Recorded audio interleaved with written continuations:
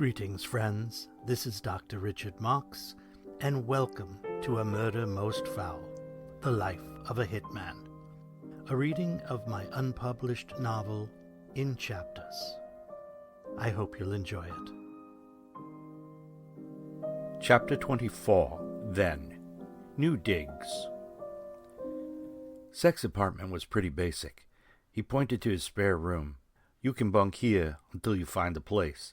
But I'm a big Ben Franklin fan, so fish and house guests." I laughed. Gotcha. It was nice to sleep peacefully. The past couple of months had me looking over my shoulder frequently, and sleeping with both eyes open. The second day I was there, Sek beckoned me to come into his bedroom. "I want to show you something." I wasn't sure where this was leading. He went to a large armoire and pulled out the rear frame, which was on some type of hidden hinge. A low metallic gear sounded as he slid the armoire out to one side. It rotated away from the wall. "This is heavily booby-trapped, so never try to gain entry without me." Behind the armoire was a large metal door. It looked like a walk-in safe. This was built in the 1920s for a very wealthy diamond merchant. It's hard to believe that this building was built for the wealthy when you look at it now. The room, or should I say the interior of the safe, was 15 by 15. It held another safe, about the size of a gun safe. "What's in there?" I asked.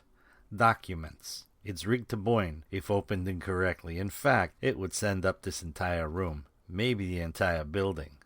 There were 12 phones, all wired into some kind of machine.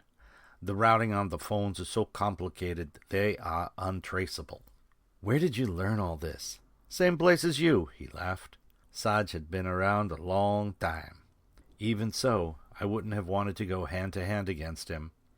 We spent the next couple hours learning the phone number notification codes and other means of undercover contact. It was not only very obvious that Sek had been trained by the master, but he really knew his stuff. The following night, we got a visit from Walther. He introduced himself by tossing me a bag that landed with a dull clanking sound next to me on the couch. "Assemble!" As I reached for the bag, he shouted, "Not so fast!" and turned off the lights in the room. I could hear he and Sek chuckling as I opened the bag, reached in, and felt a disassembled pistol. It was a TT-30, a Soviet Tokarov, that nobody, and I mean nobody, would choose to use. "Done!" I exclaimed when I had it all together. The lights went on, and Walther said, 32 seconds. Not bad in the dark, but not great. It's a shit weapon that I'd never use anyway. Never say never. I once completed a contract with an ice tray. "It's nice to meet you, Notch. I'm Walther." He extended his hands, which smelled of hops number 5, the Chanel of the gun set.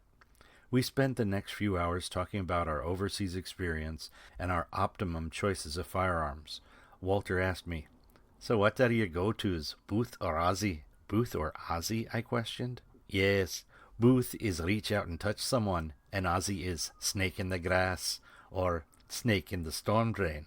And they both laughed about the fact that we might be the only 3 living people in the world who really knew the whole story. "I guess I'm all in on your namesake. For taps, I like the PPK-9, and for long distance, I'd love it if you could lay your hands on a WA-2000. Sarge had one, and I loved it. I'd want you to do some mods, specifically the gas blowback system, but it's a great tool." "Shit, boy, you know that less than 200 were produced. That's a $10,000 weapon. I've got some contacts in Alexandria. You prefer the 300 Winchester Magnum or the 75 by 55 Swiss?" "The 75 if you can get it. If not, the M70 is fine. Made in America, right?" "I can get you just about anything. Just remember, quality costs and that comes out of your end. Ditching European firearms is an expensive hobby. How are you with blades?" "Fine. I still have the Fairborn Sykes I got from Sarge when I graduated."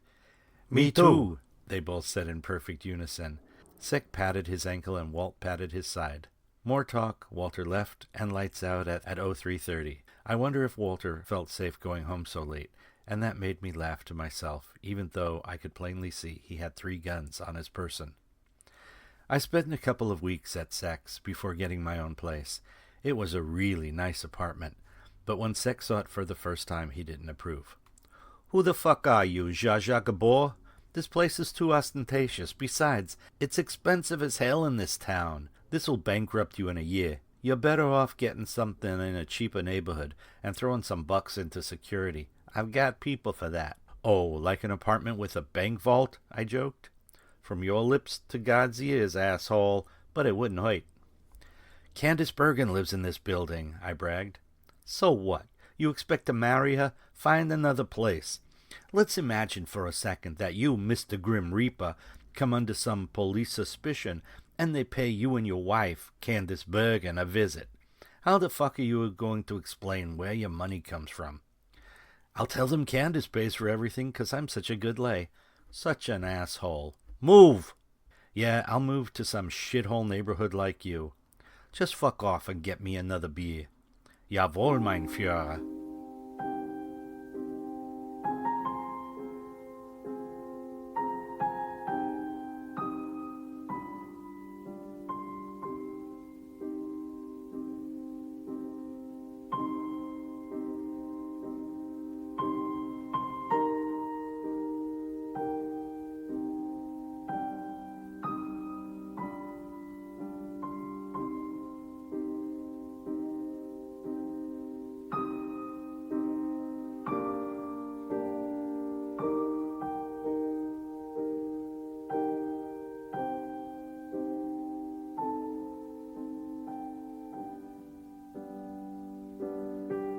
Thank you for listening to A Murder Most Foul, The Life of a Hitman, copyright 2025, as read by me, the author, Dr. Richard Marks.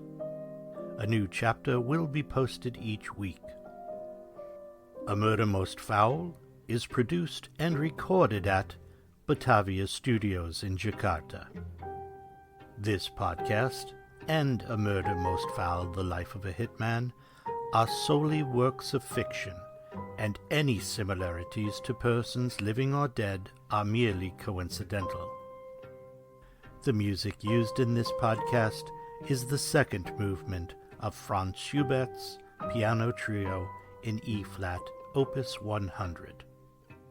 If you have any questions, comments, or suggestions, please feel free to email me at drrichardmarks@gmail.com. That's drrichardmarcs@gmail.com. If you enjoy the show, please like and subscribe to the podcast and tell a friend. Thank you, and until next week, be more than you seem.